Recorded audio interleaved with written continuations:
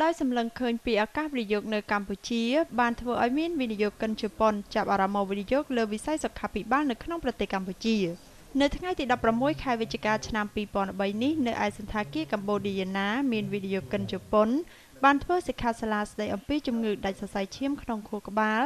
របស់មន្ទីរពេទ្យសម្រាប់ព្យាបាល Kitahara Japan ដែលមានការអញ្ជើញចូលរួមក្រុមអធិបតីភាពដ៏ខ្ពង់ខ្ពស់របស់លោកនាយករដ្ឋមន្ត្រីនៃប្រទេសជប៉ុន Shinzo Abe អាដាមអឹមឈុនលឹមរដ្ឋមន្ត្រីក្រសួងដែនដីនគររមណីយកម្ម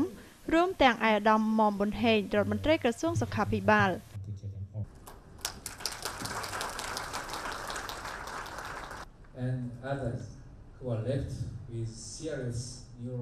ទន្ទឹមនឹងនេះលោកវិជ្ជបណ្ឌិត ស៊ីហ្គេមីគីតាហារ៉ា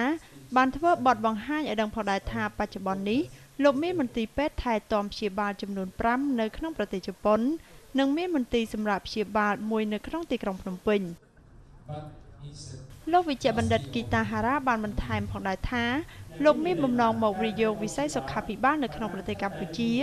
និងប្រទេសផ្សេងទៀតនៅក្នុងអាស៊ីអាគ្នេយ៍ដើម្បីបង្ហាញនូវទស្សនវិស័យនិងភាពជោគជ័យដែលលោកទទួលបាននៅក្នុងប្រទេសជប៉ុនគូបញ្ជាក់ផងដែរថាមន្ទីរពេទ្យគីតាហារ៉ាចាប់បើកដំណើរការនៅក្នុងប្រទេសកម្ពុជាចាប់តាំងពីដើមឆ្នាំ2013ដែលមានរយៈពេល71ឆ្នាំ